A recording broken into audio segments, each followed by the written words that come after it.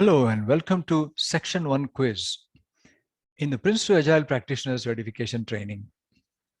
This section is about understanding the basic concepts of common agile ways of working.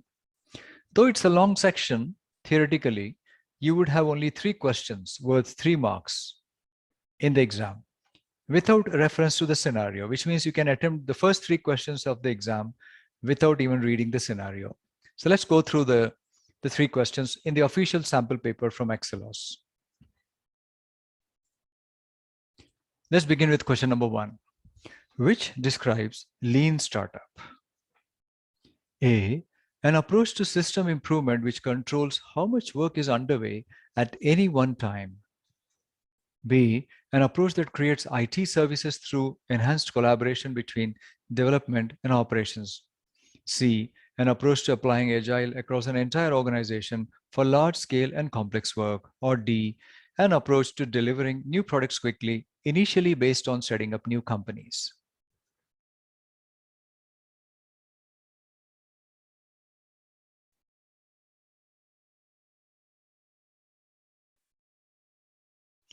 Option A is connected with Kanban.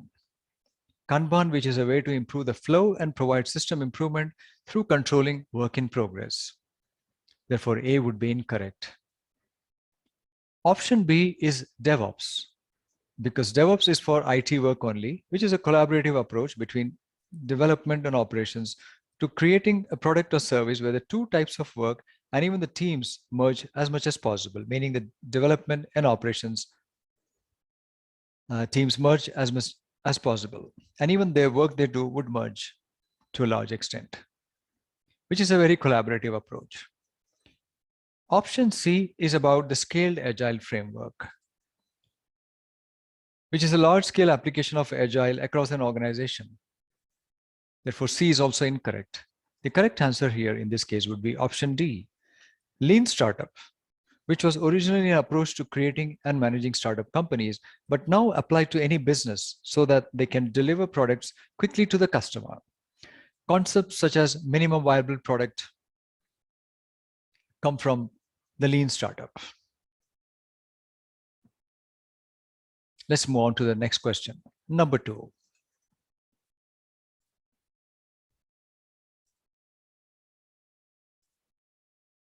Which type of change should Prince 2 Agile be used for?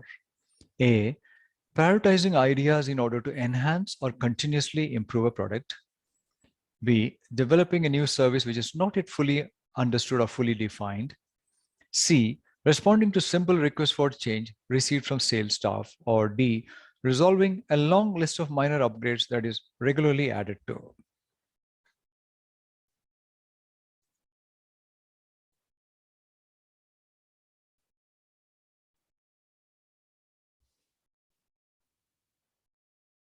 Prince 2 Agile, which is a project management method for an agile environment, or Prince 2 tailored for agile,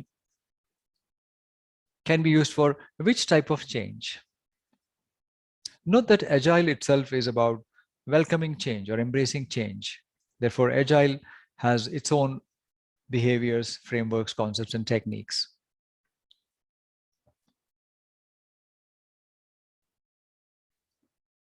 Option A, prioritizing ideas in order to enhance or continuously improve a product. This would be incorrect because in a business as usual environment, the list of work is prioritized in some form and may be batched into time boxes, meaning each work which is prioritized will have to be finished in a certain time limit.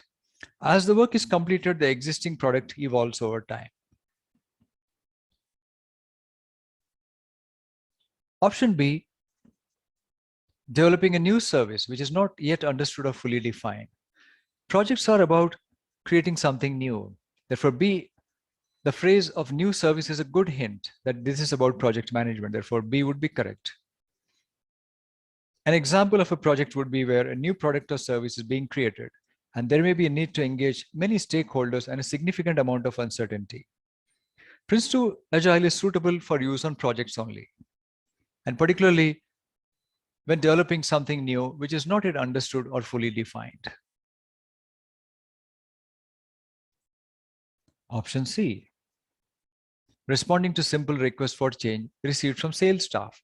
This seems to be again the business as usual environment, therefore incorrect, because in a business as usual environment or BAU, the regular operations, that is, in this case, the sales operations, the list of work is prioritized in some form and may be batched into time boxes, meaning a set of tasks or activities need to be completed within a given time frame. The time is not extended.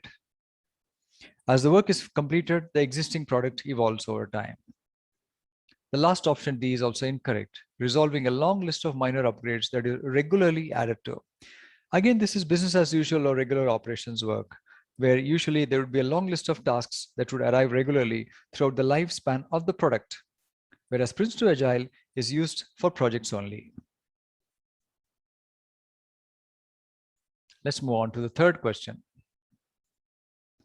which describes an agile approach which can be integrated with Prince2 Agile.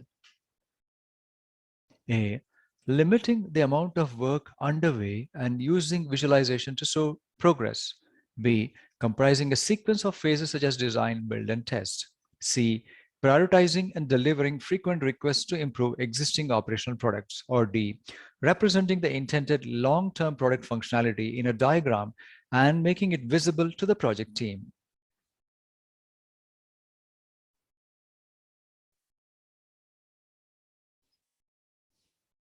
Here you need to think about that agile approach which can be integrated with Prince2 Agile.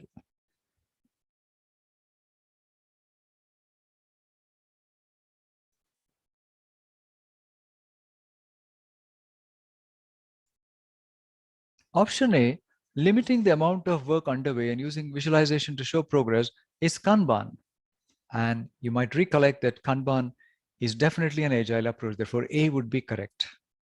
Kanban is a way to improve flow and provoke system improvement through visualization and controlling work in progress.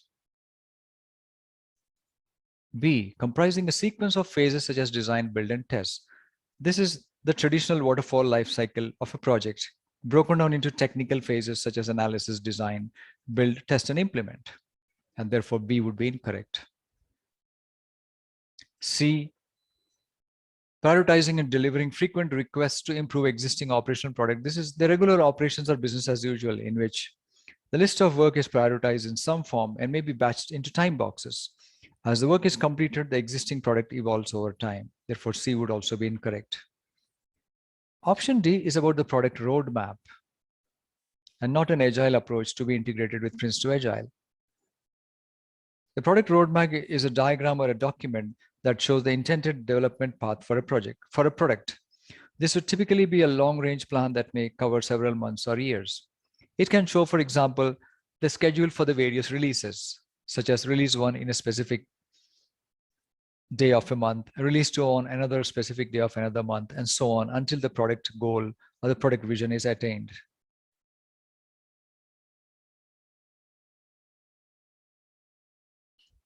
And that brings us to the end of the quiz for section 1.